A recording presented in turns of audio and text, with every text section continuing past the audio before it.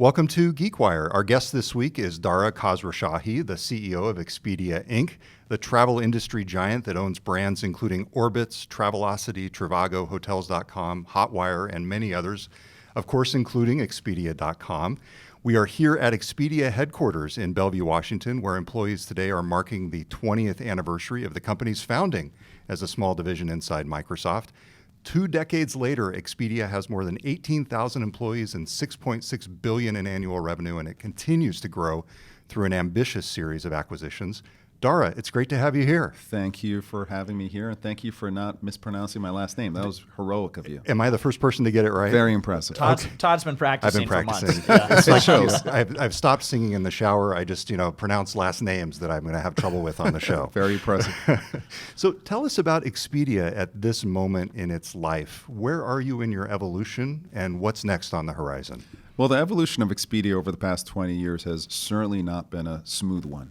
We had a town hall with our employees and talked about where we are now, and it's a good place. We do over $60 billion in gross bookings. We're the world's largest travel company. But it hasn't all been up and to the right for Expedia.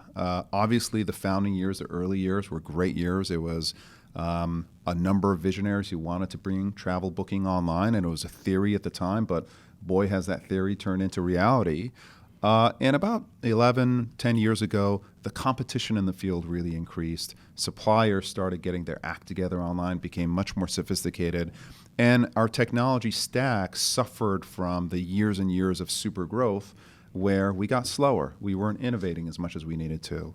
That brought us through a transitional period where we doubled down on our technology investment, reinvested, refactored all of the back end that runs the company now, and really led to a period of renewed growth now. So the business is accelerating as far as its growth rates go.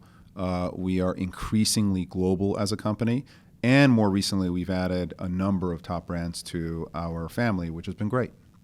We've been talking with Expedia executives here today, and they all cite the technology transformation inside the company as the thing that really laid the foundation for the acquisitions that you've made and the growth that you've had, because you were able to apply those lessons to other companies that you were buying that might not have learned them on their own. Absolutely. You've bought so many companies, though.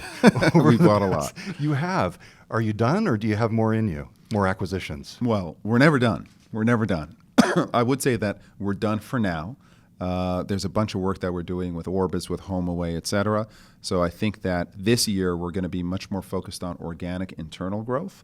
But when you look at a 10 or 20-year runway, and that's certainly the runway that we're looking at, and you look at the travel industry, which is a $1.4 trillion industry, there are going to be new players, there are going to be great new brands, and there are going to be great ideas. Some of them are going to be ours. And when some of them aren't ours, we'll look to buy them in and add them to the family. So one of the big bets was HomeAway, obviously, which we've talked about and we've written a lot about on GeekWire.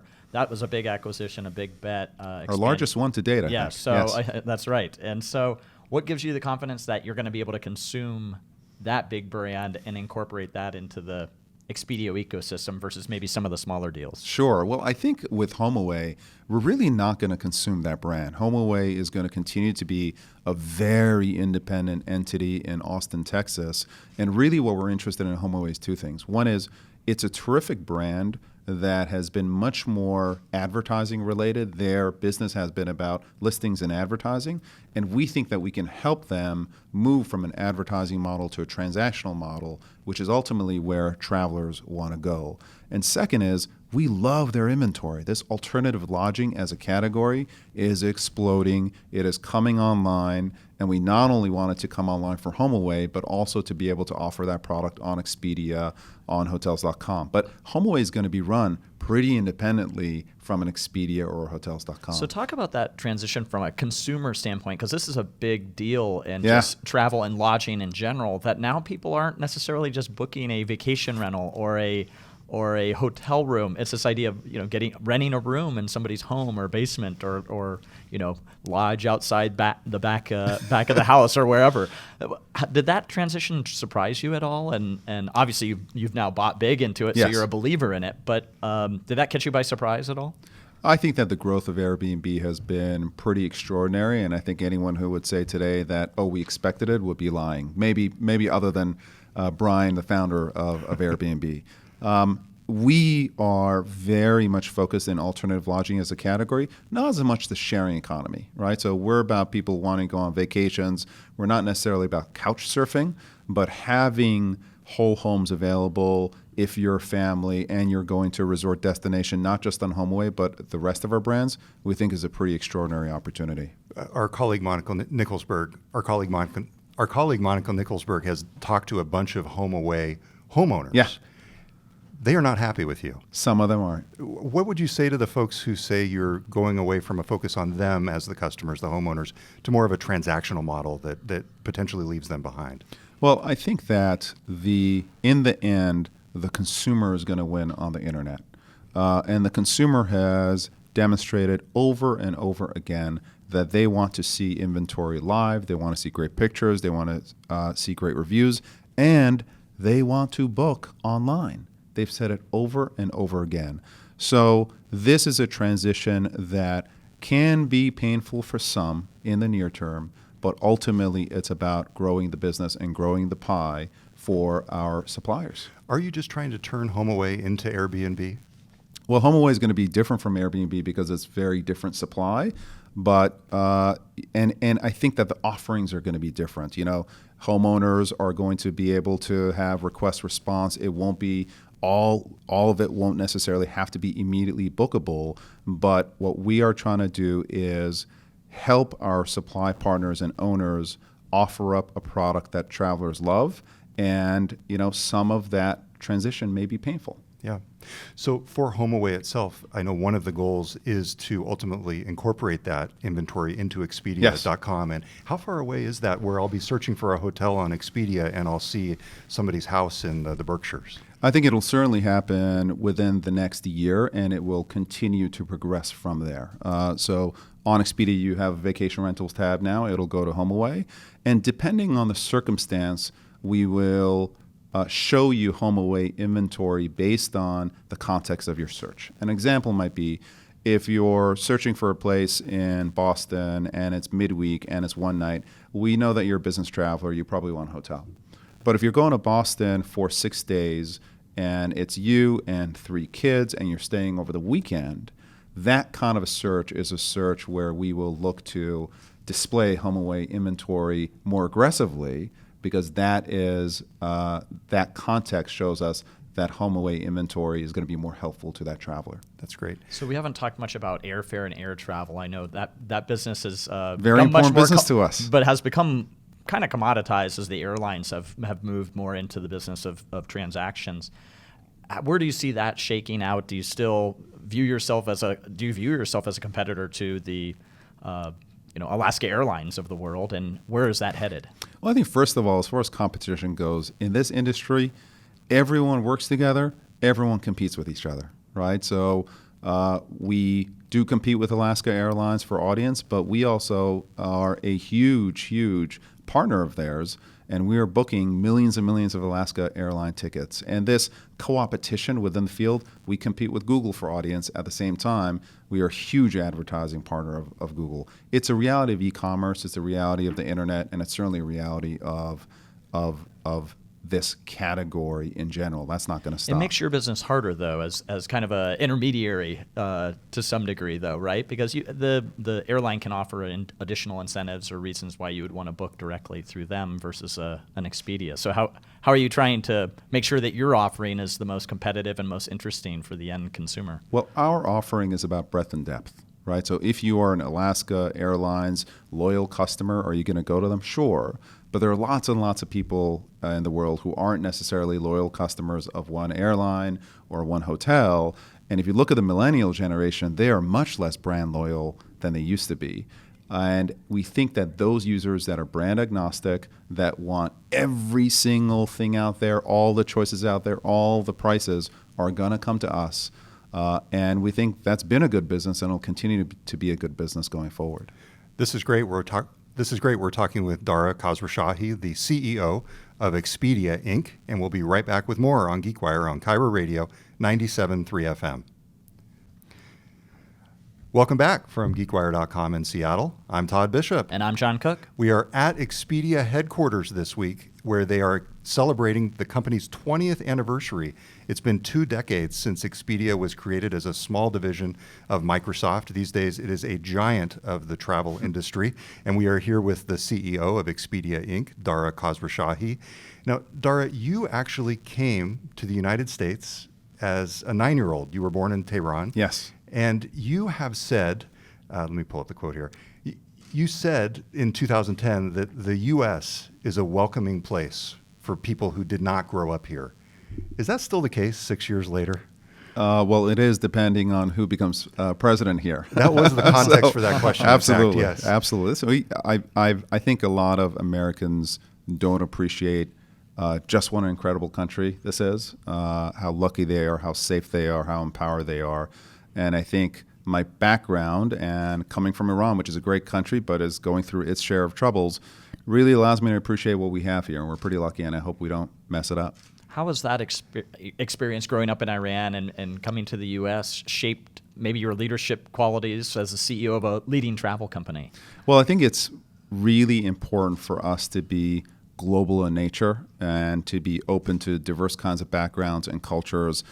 It's important for us commercially because we want to expand outside the U.S. About 2/3 of our business is in the U.S., 1/3 of our business is international. We want to grow there.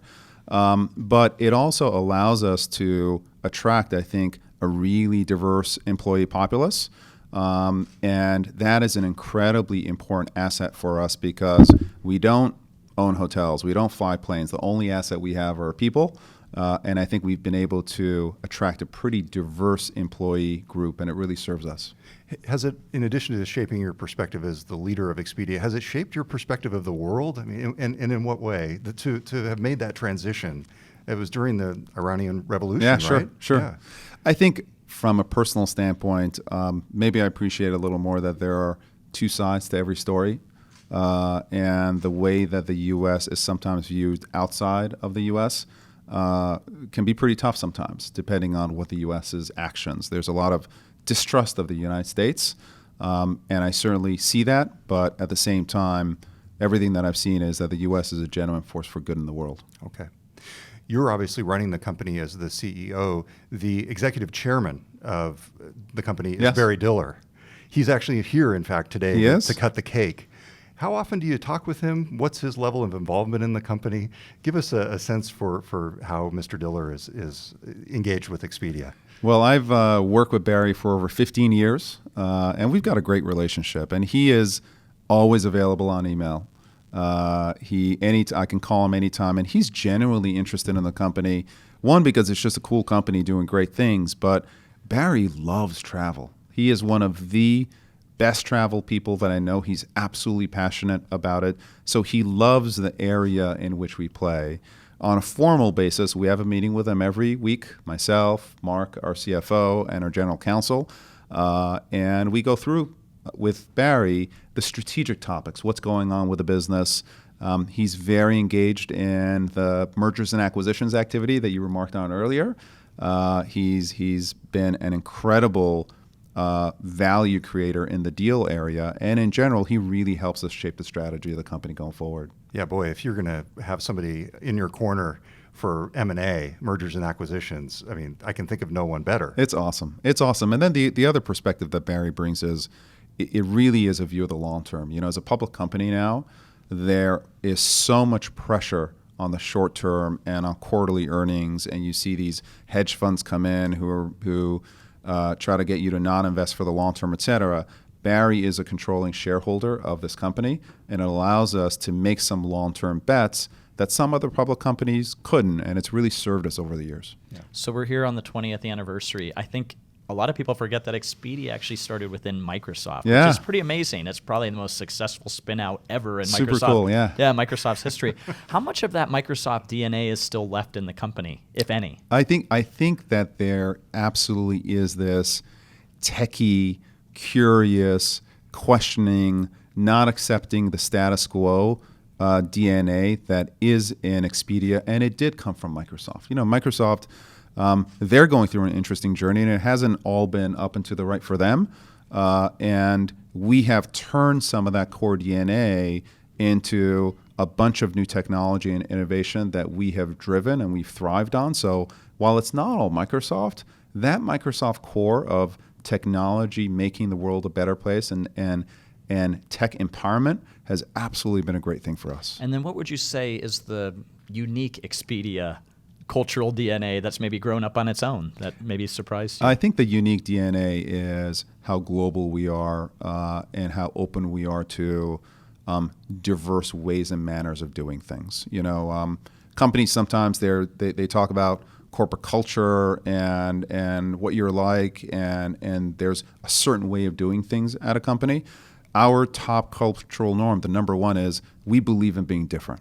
This is a place that you can come to, and you don't need to look like me, you don't need to act like me, you don't need to have my personality, and you can be yourself and you can succeed here. And I think it comes from a place that believes in travel, and travel is about bringing lots and lots of different people together, different cultures, different belief sets, and I think that comes to the core of what Expedia is as a place. I think there's a perception out there in the industry, perhaps, that it's now Expedia and Priceline and everybody else. Or no one else. Or no one else. Right? Is that true? It's a duopoly. No, there's so much competition in the marketplace. Now, Priceline is our toughest competitor. Great company, grown really fast, and that competition has made us better.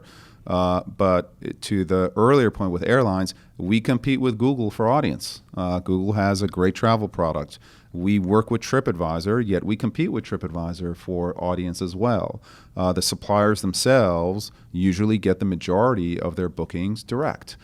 So this is just such a huge market. While ourselves and Priceline are the two biggest intermediaries, there are still so many ways that travelers can book travel that we really have to be on our toes. What do they do really well that you wish you could incorporate into Expedia? This is Priceline? Yeah. I think they're more global than we are. Really? They bought a company Yeah, called Booking.com 15 years ago, one of the great acquisitions on the It internet. has a big and presence here in the Seattle area now. They've come to the U.S., and that company was born out of Amsterdam. And so they built themselves to be very global from the ground up. And that global approach first is something that we are trying to build at Expedia. And I think we're doing a good job, but I think we can be better tomorrow.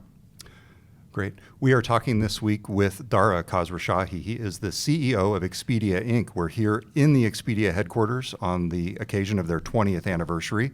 And we'll be right back with much more on GeekWire on GeekWire Radio 97.3 FM. Welcome back from GeekWire.com in Seattle. I'm Todd Bishop. And I'm John Cook. We are here at Expedia headquarters. It is the company's 20th anniversary, and we are speaking with Dara Khosrowshahi. He is the CEO of Expedia Inc. It's great to have you here, Dara. Thank you. Yeah, I appreciate you letting us crash your conference room. So this home, though, is not going to be your home for too much longer. Back in 2019, yes, in a few years, yes, you'll be moving to the Seattle waterfront. I was just riding my bike by your future waterfront home. It's awesome. It is probably the best corporate location in the city, without question, possibly in the region. I mean, you've got the Boeing 737s going by on the trains. You've got the cruise ship terminal. It's right on the water. I mean, I can't imagine on a day setting. like this. Rainier looks amazing. Yeah, the Space Needle planes. Anyway, yeah. It's picturesque. It's a postcard. How's that going to change your culture, moving to that place? Because it's not just pretty, it's kind of a pain in the butt to get to. It is a pain in the butt to get to today, and we want to fix that, hopefully. But like you said, there was just nothing like it. We were looking, our lease here was up in 2018-19, and we were thinking about where we're going to go. And we just happened upon that space, and it's 40 acres, and it's on the waterfront. It's got epic views of Seattle and Rainier, et cetera. and we thought we have to have this, and we can build an amazing forever headquarters for this company within Seattle. There are problems with it as far as transportation go. Now, the local authorities, the mayor's office, et cetera, they are making investments to ease that, and it's in the interest of the whole city. And we will be making investments in shuttles, et cetera, to kind of ease the transportation pain for employees. But it's something that we're keenly aware of. But we think net it's going to be a win. So you're going to start your own float plane service out of Elliott Bay? Now, that's a great idea. We may have to look at that. We actually were digging into this story right? at one point. Not the float planes, but there were some records that we found when we were looking into the new headquarters. And there was something, Todd, with some I had a theory we conspiracy had theory. about the Expedia. What was the conspiracy theory? I want to hear this. So we thought there were clues in some of the property records. We were quickly corrected by your wonderful communication staff, but we thought there were clues in the property records that you guys were going to be opening your own hotel on the property. Oh, no, we do not want to get into a hotel operations business. That's something that's best left to our partners. I was thinking more like the Apple Store model, where you're sort of creating a place to showcase your product all the way to the consumer. That was what I was thinking. You know, we were joking that grain elevator that's south of us would make a really cool hotel. You know, the grain elevator hotel. Absolutely. So maybe that's a possibility. We'll have to look into that. Yeah. Are you worried about employee turnover as people look to that move? Many of them are located here in the east side of the region. Are you worried about employee turnover as you get closer to that move date? You know, it's definitely something that we've talked about, and we want to mitigate. We've been very open with our employees about the move, when it's happening. We've told them that we're going to invest in making their commute as easy as possible, being flexible as far as the hours go. So it's something that we're absolutely taking into consideration. We think net it's going to be a positive, and lots of employees who are on the Seattle side and lots of tech folks who are on the Seattle side are going to be pretty excited, and it'll help us, we think, on the recruiting front, but it's something that we take absolutely seriously. Switching gears here just a little bit, from a technology perspective, what is the future of travel booking, and how long will it be until our AI bots know when we need a vacation to Hawaii and just book the trip for us? Well, that would be pretty cool if Yes. they book. We'd like to do that. So I think some personalization is going to be pretty important. We have incredible depth and breadth of inventory, but we want to offer up the right inventory for you based on your past behavior and based on others like you. I don't think we do a particularly great job of recommendation. So if you're going to Paris, we'll have 2,300 hotels, but maybe we can recommend the right hotels for you. And then to your point, I think voice search and voice interaction is going to really explode and really develop. And the interesting thing about voice search is that it's much more unstructured than search with a mouse. You know, with a mouse or with your thumbs, we can force you in a particular direction, tell us where you're going, tell us when you're going, etc. With voice, you're going to ask for anything you want, and you won't be set by structured rules, and we will have to architect our databases and our responses to essentially be able to respond to much more complex queries than we respond to today. So think about what you just said in the context going back to when Expedia started 20 years ago. Yeah. And when it was really a travel agent that became displaced by the service. What's the coolest thing that you're excited about in terms of implementing of all the new technologies that could be coming in the next 5, 10, 20 years? Well, to me, that kind of unstructured search is really cool. I've got 4 kids, so when we travel, we need room for 6. And for me to be able to ask for a search for a direct flight to New York City with 6 adjoining seats or 2 adjoining seats, and just get the flights that have the availability versus my hunting and pecking, that would be really cool. To make a search and for the computer to know instantly that this is a family-friendly hotel that I'm looking for versus, again, making me look for everything would be really, really exciting for us going forward. So you mentioned kind of the rocky road that Expedia's had over the 20 years, not just a rocket ship ride to the moon. But going forward 20 years, what do you see as the biggest challenge in front of the business? Maybe 20 years is too far to look out, but 3 to 5. Well, I think the biggest challenge for us at this point is to keep the innovation and keep the speed up. As companies get bigger, they tend to slow down. It's a universal law. our response has been to keep breaking up the company. We have all these independent units, all these independent brands that are doing their own thing. They don't have to come to me to ask for permission to do something. They just do it. And as you get bigger, kind of bureaucracy takes over and you slow down. And we've got to fight it, and we've got to fight it actively. So the brand strategy, because you have Hotels.com, HomeAway, Travelocity. That's a conscious effort to obviously keep the power of those brands, but it's conscious to keep the organization more entrepreneurial as well. Absolutely. Planned economies don't do well, and we don't want to be a planned company. We want to allow these brands to be entrepreneurial and to actually compete with each other as well as compete with others. And then we think the best ideas surface and the best ideas win. Yeah, it's been interesting talking to some of the executives here today. That's one thing that surprised me.